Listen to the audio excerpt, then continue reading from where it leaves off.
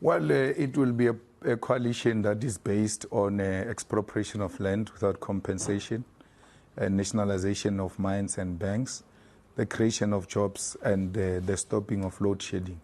So we are strong believers that the government must be at the center of development in South Africa if we're to succeed. But it's very unlikely that the ANC would meet some of those demands. So what exactly is a deal breaker here? And what are you willing to maybe negotiate on? Well, the ANC had agreed with us in 2021 when we were talking coalitions of local government.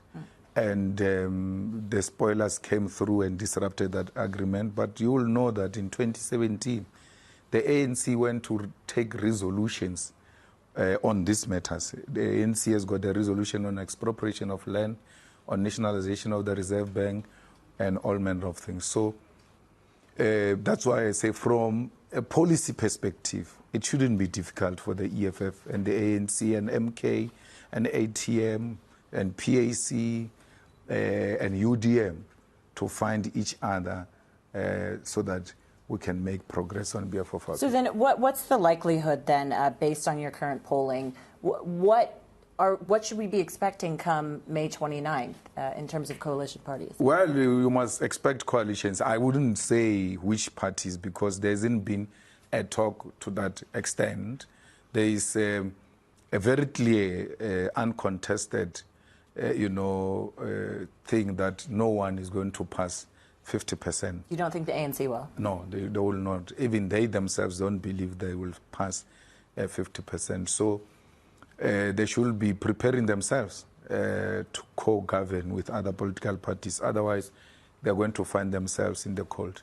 Do things get done, though, in a coalition government here in South Africa? Because I've heard from different politicians that nothing will get done just because of the gulf between some of these parties in terms of their policies.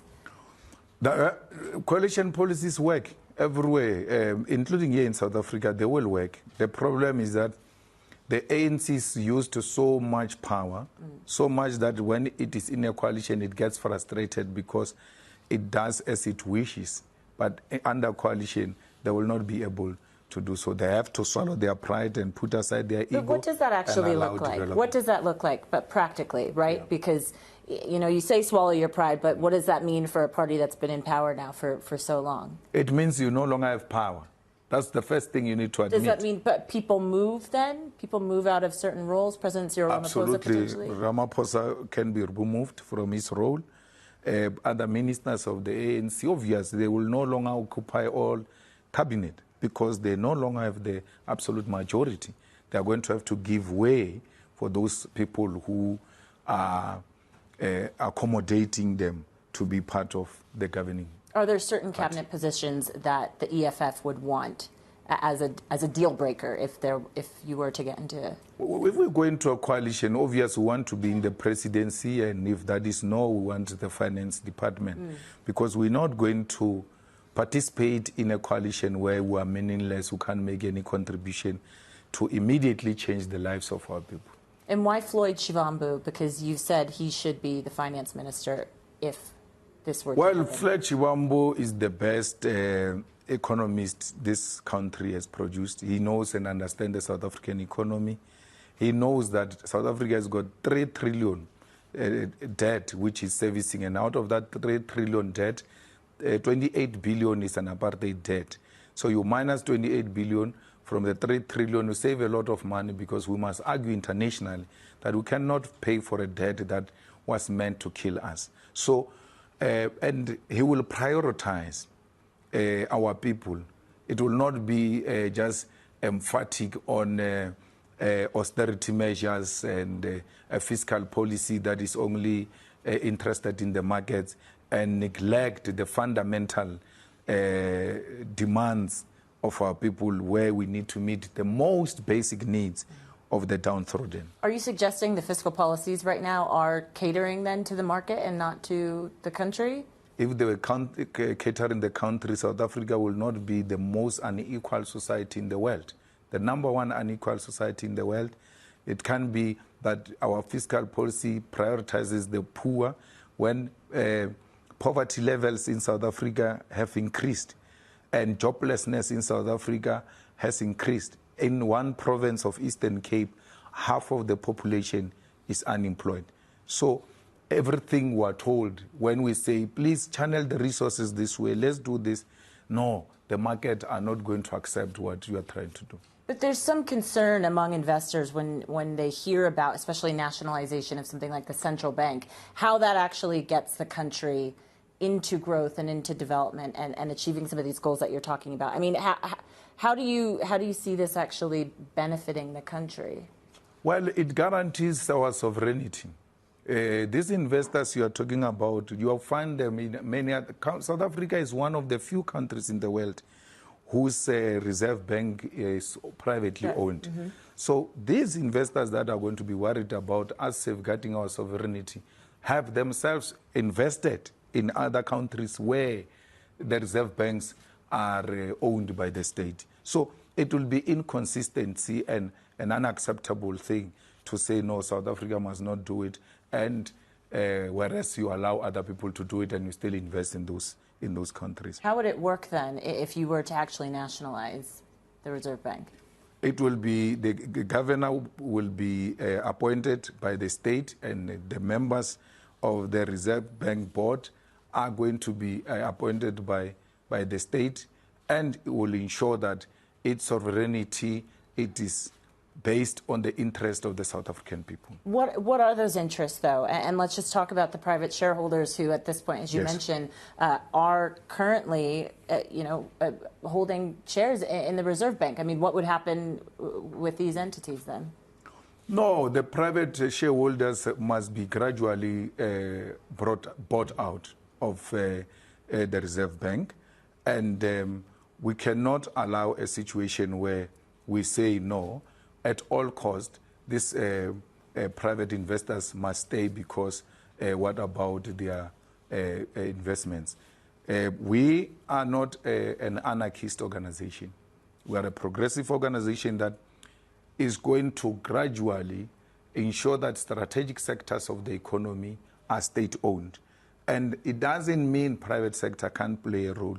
It will play a role in other sectors of the economy, not on strategic sectors. What if that then puts in jeopardy the rand and the strength of the economy here in foreign direct investment? I mean, would you then maybe take a step back from this position? No, we can't do that. Of course, there's going to be a bit of a setback. There's going to be an attack on our policy, but the world is now evolving and changing into a different kind of world.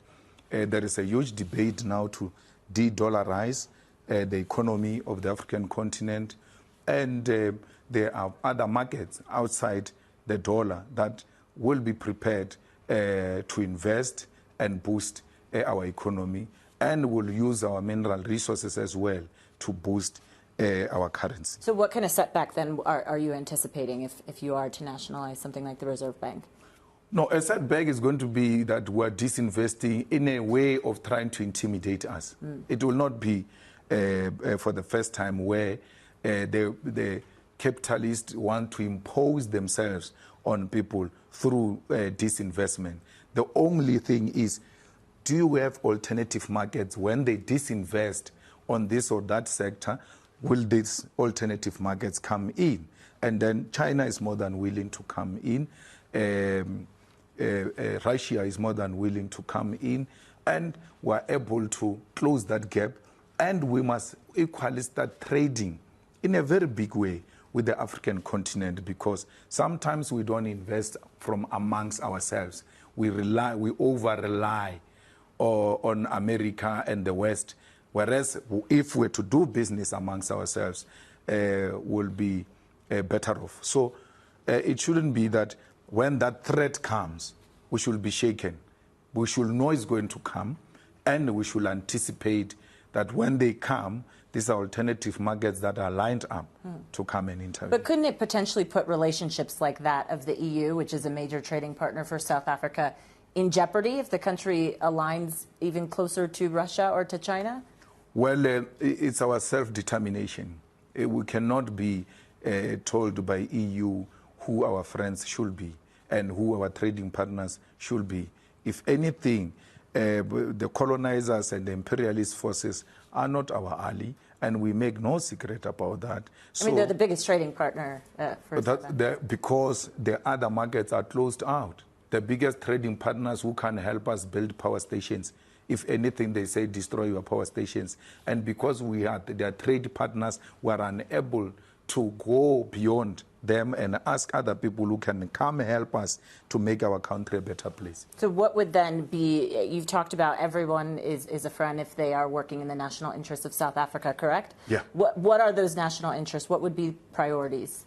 We need to safeguard the sovereignty of the South African state and make sure that its interests are first more than any other country. So, for instance, if you are to engage in a trade partnership, you always have to ensure that that trade agreement is beneficial and it is in the best interest of South Africa, not because the EU or Britain or America feels you need to go this direction or else we will withdraw certain benefits that are there for South Africa. So that's what we're talking about, not people who are going to be saving the interest of our colonizer, the interest of the imperialists. Zelensky, the Ukrainian president, is set to make a visit to South Africa.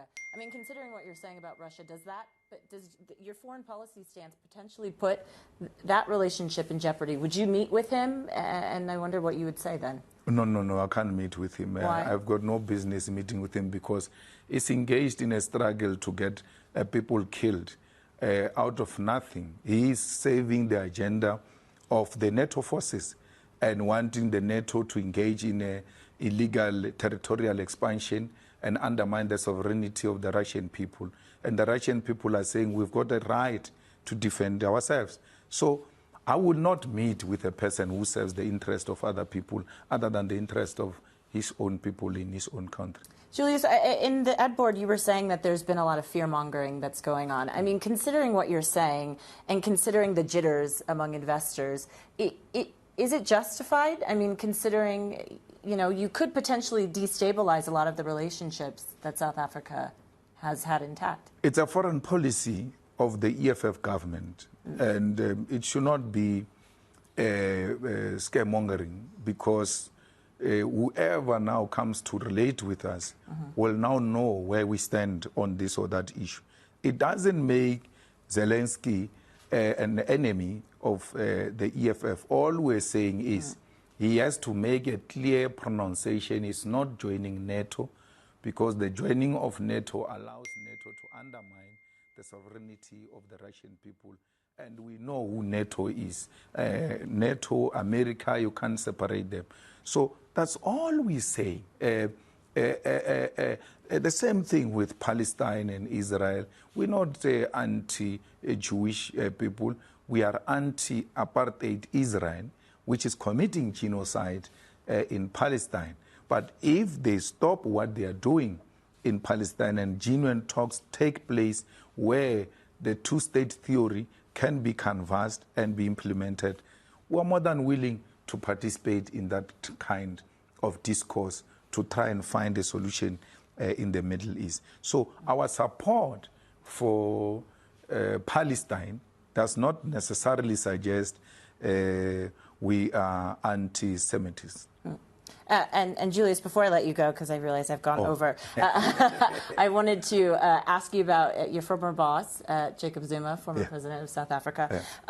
His MK party is doing better than I think a lot of people expected. Are you anticipating the MK party to take some of the success away from the EFF, as some polls are suggesting they're doing with the ANC?